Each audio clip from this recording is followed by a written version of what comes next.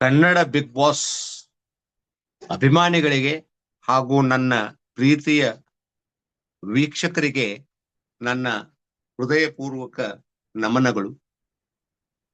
My name is Ananda Masri, Bagalkot, Karnataka State. My mobile number is 9242494770. WhatsApp number is 9900913869. ಈಗ ನಾನು ಏನ್ ಹೇಳಿಕ್ ಹೊರಟಿದ್ದೀನಿ ಅಂತಂದ್ರ, ನಮ್ಮ ಗಿಲ್ಲಿ ಮಹಾರಾಜರು ಸುಮ್ಮನೆ ಕೂಡವರಲ್ಲ. ಅವರ ಆತ್ಮೀಯ ಸ್ನೇಹಿತರು ಹಾಗೂ ನಿರ್ದೇಶಕರು ಆದಂತಹ ಸೂರ್ಯವಂಶಿ ಅನ್ನುವರು ಇವರ ಬಗ್ಗೆ ನಾನು ಮೊದಲೇ ಹೇಳಿದ್ದನ್ನ ಕೇಳಿದ್ದೆ. ಅವರು ಒಂದು 2 ವಿಡಿಯೋದಲ್ಲಿ ನಮ್ಮ ಗಿಲ್ಲಿ ಅವರ ಬಗ್ಗೆ ಹೇಳಿದ್ರು. ಸುಮಾರು 1.5 ತಿಂಗಳ ಹಿಂದೆನೆ ಹೇಳಿದ್ರು. ಅವರು 1.5 ಯಾಕೆ 2 ತಿಂಗಳ ಹಿಂದೆ, 2.5 ತಿಂಗಳ ಹಿಂದೆನೆ ಹೇಳಿದ್ರು. ಅಂದ್ರೆ ಆರಂಭದ 1-2 ವಾರದಲ್ಲೇ ಹೇಳಿದ್ರು.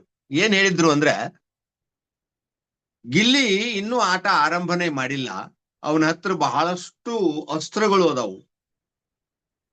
ಆ ಅಸ್ತ್ರಗಳನ್ನ ಅವನು ನಿಧಾನವಾಗಿ ಒಂದೊಂದಾಗಿ ಬಿಡ್ತಾ ಹೋಗ್ತಾನ. ಅವನು ಸುಮ್ಮನೆ ಕೂಡುವ ವ್ಯಕ್ತಿ ಅಲ್ಲ. ಸದಾ ಬಿಗ್ ಬಾಸ್ ಮನೆಯನ್ನ ಜಾಗೃತವಾಗಿ ಇಟ್ಟುಕೊಂಡು ಹೋಗ್ತಕ್ಕಂತಹ, ಎಚ್ಚರವಾಗಿ ಇಟ್ಕೊಂಡು ಹೋಗ್ತಕ್ಕಂತಹ ವ್ಯಕ್ತಿ ಅನ್ನುವಂತಹ ಮಾತನ್ನ ಹೇಳಿದ್ರು. ಅದೇ ರೀತಿಯಾಗಿ ಗಿಲ್ಲಿಯವರು ಕೂಡ ಈಗ ನಿಧಾನವಾಗಿ ತಮ್ಮ ಒಂದು ನಿಜವಾದ ಸಾಮರ್ಥ್ಯವನ್ನ ಪ್ರದರ್ಶನ ಮಾಡ್ತಾ ಇದ್ದಾರೆ. ದಿನದಿಂದ ದಿನಕ್ಕೆ ಅವರು ಪವರ್ಫುಲ್ ಆಗ್ತಾ ಇದ್ದಾರೆ. ಸ್ವತಃ ಕಾವ್ಯ ಅವರು ಮುಖ ಮುಚ್ಚಿಕೊಂಡು ಮಲ್ಕೊಂಡಾಗ ಒಂದು ಸಾರಿ ಗಿಲ್ಲಿ ಅವರ ಪಕ್ಕದಲ್ಲಿ ರಜತ್ ಅವ್ರು ಮಲ್ಕೊಂಡಿರ್ತಾರೆ. ಆಮೇಲೆ ಅದರ ಪಕ್ಕದ ಕಾಟ್ ಅಲ್ಲಿ, ಬೆಡ್ ಅಲ್ಲಿ ನಮ್ಮ ಕಾವ್ಯ ಅವರು ಮಲ್ಕೊಂಡಿರ್ತಾರ. ಏ ಕಾವ್ಯ ಹೇಳು, ಮಲ್ಕೋಬೇಡ ಅಂತ ಹೇಳ್ತಾರ. ನಾನ್ ಮಲ್ಕೊಂಡಿಲ್ಲ ಅಂತಾರ.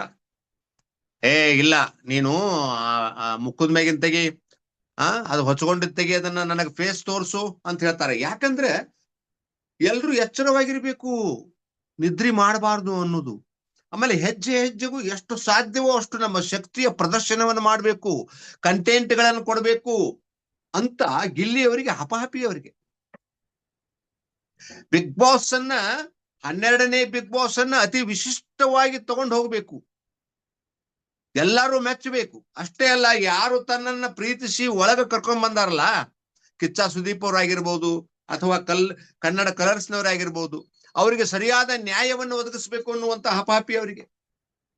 ಅಂತ ಅದ್ಭುತ ವ್ಯಕ್ತಿ. ಅದಕ್ಕ ಕಾವ್ಯಾಗ ನೀನ್ ಏನಾದ್ರು ಮಾಡು, ಸುಮ್ಮನೆ ಕೂಡ್ಬೇಡ ಅಂತಾರೋ. ಕಾವ್ಯನ ತನ್ನ ಜೊತೆ 2ನೇ ಸ್ಥಾನಕ್ಕೆ ಕರ್ಕೊಂಡು ಹೋಗ್ಬೇಕು ಅಂತ ತಿಳ್ಕೊಂಡು ಅವರು ಸಾಕಷ್ಟು ಪ್ರಯತ್ನವನ್ನ ಮಾಡ್ತಾ ಇದ್ದಾರೆ. ಈಗ ನೋಡ್ರಿ, ಅವರ ಆಟ ಕ್ಯಾಪ್ಟನ್ ಆದ್ಮೇಲೆ ನಟ ಭಯಂಕರ. ಅವ್ರಿಗೆ ಗೊತ್ತು ಯಾರ ಜೊತೆ ಹೇಗೆ ಮಾತಾಡಿದ್ರೆ ಅವರು ಟ್ರಿಗರ್ ಆಗ್ತಾರೆ ಅನ್ನೋದು, ಮತ್ತು ಅವರ ನಿಜವಾದ ವ್ಯಕ್ತಿತ್ವ ಹೊರಗೆ ಬರ್ತದ ಅನ್ನೋದು. ಇಲ್ಲಿ ಧ್ರುವಂತವರು ಮತ್ತು ಅಶ್ವಿನಿ ಅವರು ಅತ್ಯಂತ ಅನಿವಾರ್ಯವಾಗಿ ಒಂದಾಗ್ಯಾರ. ಯಾಕಂದ್ರ ಅವರಿಗೂ ಯಾರು ಗತಿ ಇಲ್ಲ, ಇವ್ರಿಗೂ ಯಾರು ಗತಿ ಇಲ್ಲ ಅನ್ನುವಂಥ ಒಂದು ಮನೋಭಾವನೆಯಲ್ಲಿ ಅದಾರ. ಏನಾದ್ರೂ ಒಂದು ಘಟನೆ ನಡೆದ್ರೆ ಗಿಲ್ಲಿ ಬಗ್ಗೆ ತಾವಿಬ್ರೇ ಕುತ್ಕೊಂಡು ಏನೇನೋ ಮಾತಾಡ್ತಾರ. ಇದೆಲ್ಲ ಗಿಲ್ಲಿ ಗೊತ್ತು. ಗಿಲ್ಲಿ ಸಾಮಾನ್ಯದವನಲ್ಲ. ಅದಕ್ಕೋಸ್ಕರ ಗಿಲ್ಲಿ ಇವರಿಬ್ಬರನ್ನು ಕೀ ಕೊಟ್ಟು ಗೊಂಬೆ ತರ ಕುಣಿಸ್ಬೇಕು ಅಂತ ವಿಚಾರ ಮಾಡಿದ್ದಾನೆ. ಇವರ ನಿಜವಾದ ರೂಪ, ಇವರ ನಿಜವಾದ ವ್ಯಕ್ತಿತ್ವ ಹೊರಗೆ ಬರಬೇಕು ಅಂತ ತಿಳ್ಕೊಂಡು ಗಿಲ್ಲಿ ಅವರನ್ನ ಚೆನ್ನಾಗಿ ಉರಿಸ್ತಾ ಇದ್ದಾನೆ. ಆ ಉರಿಸುವ ಕಾರ್ಯಕ್ರಮದಲ್ಲಿ ಗಿಲ್ಲಿ ಅಷ್ಟು ಯಾರು ಮಾಡಕ್ಕಾಗಲ್ಲ. ಬೇರೆದವ್ರಿಗೆ, ಅಲ್ಲಿ ಇದ್ದವ್ರಿಗೆ ಅನಿಸ್ಬೋದು, ಏನಪ್ಪ ಇವನು ಸುಮ್ಮನೆ ಕೂಡಕ್ ಬರಲ್ವಾ, ಇದನ್ನೆಲ್ಲ ಯಾಕೆ ಮಾಡ್ತಾನೋ ಇವನು, ಅವ್ರ ಜೊತೆ ಸುಮ್ಮನೆ ಯಾಕೆ ಜಗಳ ಮಾಡ್ತಾನೋ, ಕೆರದ ಮೈ ಮೇಲೆ ಹಾಕೋತಾನ ಅಂತ ಕಾವ್ಯ ಇವರಿಗೆ ಅನಿಸ್ಬಹುದು. ಧನು, ಕಾವ್ಯ ಇವರೆಲ್ಲ, ಅಂದ್ರೆ ಸ್ಪಂದನ, ಇವರೆಲ್ಲ ಬಹಳ ಡೀಸೆಂಟ್, ಪಟ್ಟಣದಲ್ಲಿ ಹುಟ್ಟಿ ಬೆಳೆದಂತಹ ಡೀಸೆಂಟ್ ಪರ್ಸನ್ಸ್ ಇವರು.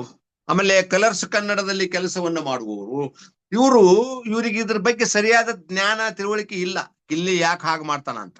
ಆದ್ರೆ ಒಂದು ಗೊತ್ತಾಗಿದೆ, ಇತ್ತೀಚೆಗೆ ಅವರಿಗೆ ಗಿಲ್ಲಿ ಸಾಮಾನ್ಯದವನಲ್ಲ ಅಂತ ಗೊತ್ತಾಗ್ಯದ. ಗಿಲ್ಲಿ ಇವರನ್ನ ಉರಿಸಿ ಇವರ ನಿಜವಾದ ವ್ಯಕ್ತಿತ್ವ, ಇವರ ನಿಜವಾದ ಅಸ್ತಿತ್ವ, ಇವರ ನಿಜವಾದ ಒಂದು ಸ್ವಭಾವ ಏನದ ಅದೆಲ್ಲ ಹೊರಗೆ ಬರ್ಲಿ ಅನ್ನೋ ಸಲುವಾಗಿ ಅವ್ರಿಗೆ ಉರಿಸ್ತಾ ಇದ್ದಾನೆ. ಅವರು ಕೂಡ ಸಾಕಷ್ಟು ಇವನ ಮೇಲೆ ಬಾಣಗಳನ್ನು ಬಿಡ್ತಾ ಇದ್ದಾರೆ, ಕೆಟ್ಟ ಕೆಟ್ಟ ಪದಗಳನ್ನು ಕೂಡ ಬಳಸ್ತಾ ಇದ್ದಾರೆ. ಬಟ್ ಗಿಲ್ಲಿಗೆ ಅದು ಯಾವುದು ತಾಗಲ್ಲ, ಅದನ್ಯಾವುದು ಅವನು ತಲೆ ಒಳಗೆ ತಗೊಳ್ಳೋದೇ ಇಲ್ಲ. ಅಂಥ ಒಬ್ಬ ಗಟ್ಟಿಮುಟ್ಟಾದಂತಹ ವ್ಯಕ್ತಿ. ಅದಕ್ಕೋಸ್ಕರ ಗಿಲ್ಲಿಯವರು ಈಗ ಬಹಳ ಜಾಣತನವನ್ನು ಉಪಯೋಗ ಮಾಡ್ತಾ ಇದ್ದಾರೆ. ಇದ್ರ ಜೊತೆಗೆ ಸ್ವಲ್ಪ ಹುಷಾರಾಗಿ ಅವರು ಮುಂದೆ ಹೋಗ್ಬೇಕು, ಯಾಕಂದ್ರೆ ದಿನಗಳು ಹತ್ರ ಬರ್ತಾ ಇದ್ದಾವು.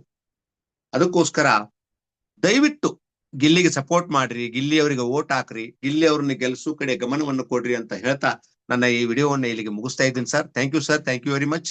ದಯವಿಟ್ಟು ಸಬ್ಸ್ಕ್ರೈಬ್ ಆಗ್ರಿ, ನೀವಾಗಿದ್ರೆ ಬೇರೆದವ್ರಿಗೆ ಆಗ್ಲಿಕ್ಕೆ ಹೇಳ್ರಿ, ನಮಗೆ ಲೈಕ್ ಮಾಡ್ರಿ, ಶೇರ್ ಮಾಡ್ರಿ, ಸಪೋರ್ಟ್ ಮಾಡ್ರಿ.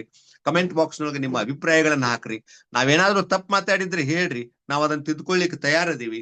ಮತ್ತೆ ಏನಾದ್ರೂ ನಿಮ್ಮ ಸಲಹೆ ಸೂಚನೆಗಳಿದ್ರೆ ಹೇಳ್ರಿ, ಅದನ್ನು ಕೂಡ ನಾವು ಸ್ವೀಕಾರ ಮಾಡ್ತೀವಿ ಅನ್ನುವಂತ ಮಾತನ್ನ ಹೇಳ್ತಾ thank you sir, thank you. ಮುಂದಿನ ವಿಡಿಯೋದಲ್ಲಿ ಭೇಟಿ ಆಗೋಣ.